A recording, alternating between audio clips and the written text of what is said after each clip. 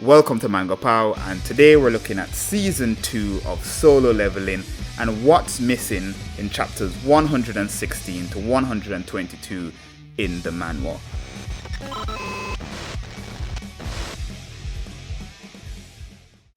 I think it's good to say that if you're reading Solo Leveling, the upcoming arcs are some of the best arcs in the entire series.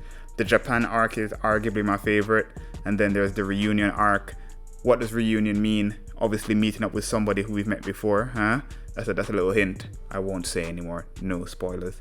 So the reason why I've chosen 116 to 122 is you can call this the guild arc, and is where Jin's not only established himself as being one of the greatest hunters, well, the top ranked S rank, but also where he establishes his guild and his guild's place not only in the hunter community but in Korea itself as a whole. I have read the Solo Leveling light novel, and I think it's one of those cardinal sins, or when you enjoy something and you read the source material and you realize that the other medium, be it movies or be it a manhwa in this case, it misses things and you go, I really wanted to see that. Within this arc in the manhwa, I've noticed that there are some things missing. I think it'd be great if I went through to just let you know certain things in this arc that are missing, certain things that I thought would have been great in the manhwa, and hopefully just, fill in some little gaps for you. Perfect! The Knights Guild is one of the top guilds in Korea, but they have no S rank hunters. NANI? And an A rank gate, which is fringing on S rank, has opened up in Busan, and they approach Jin to help them raid the gate. And at first they offer him 20%, saying that normally they would only offer a S rank 10%, and Jin turns this down. He says he wants 50%, treat him as a guild. Alright, how about 40-60?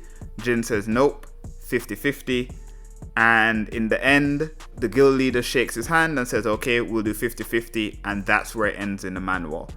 In the light novel, there's more inner dialogue with the leader of the Knights Guild. It concludes with him realizing that he's the lesser in the bargaining position, and that if Jin wanted to ask for 80%, he'd be well within his rights to do that. This scene serves two purposes. One, it establishes that Jin's guild is obviously deserving of respect from the hunter community and that he's a dominant position within that community.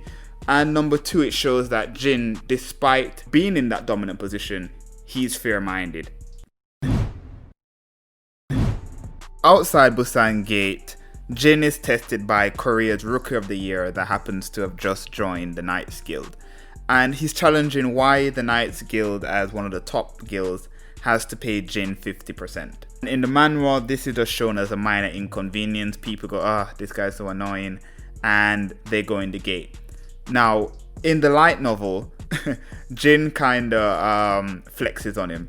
So he summons Igris and other summons, and the rookie falls down and basically finds out that, our guild is not as strong as Jin's summons, therefore I have to respect this. He shuts up and they keep it moving.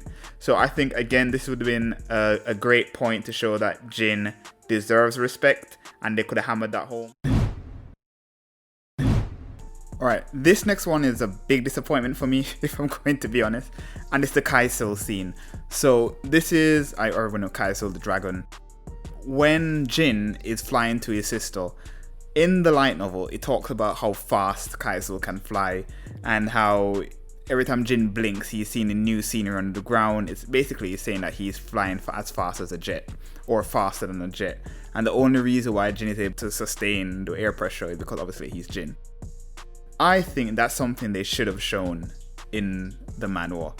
Also, while flying, he's seen the MP of his high orcs go down, which means that they're being repeatedly killed. Again, tension, suspense, none of that shown in the manhwa.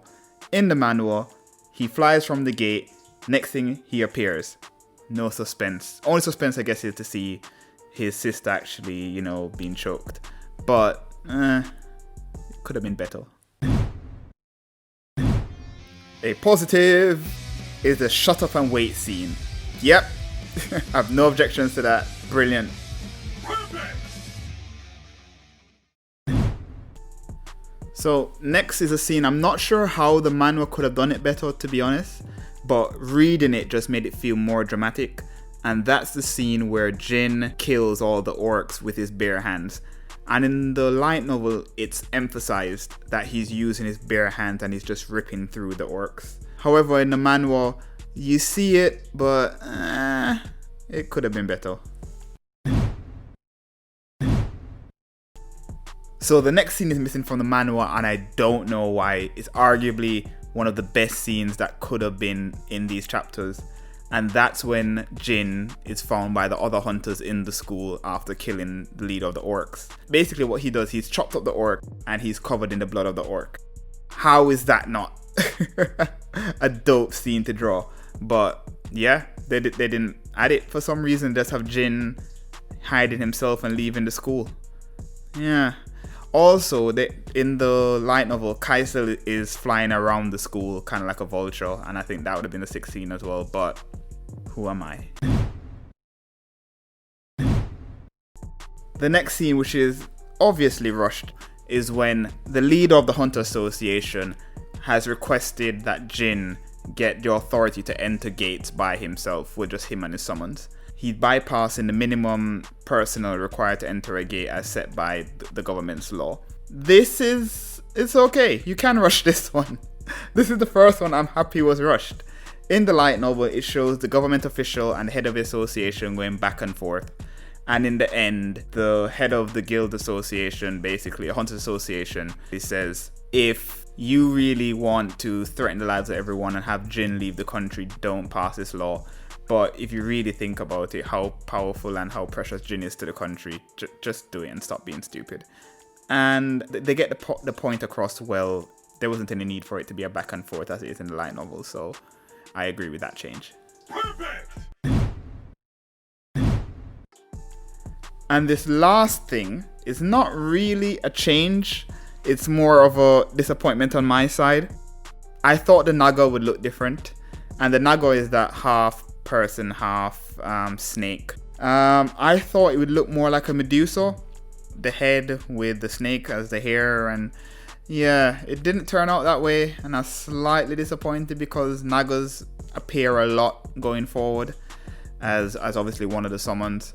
So yeah, I'm slightly disappointed, but that's just me. You may love the design. So that's just a few things I thought the light novel did different to the manhwa. And obviously I agree with some I slightly disagree with. But I'm very excited to see the upcoming arcs. Again, the Japan arc, sick.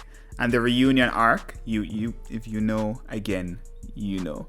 So as always, if you like this video, subscribe and click that thumbs up button.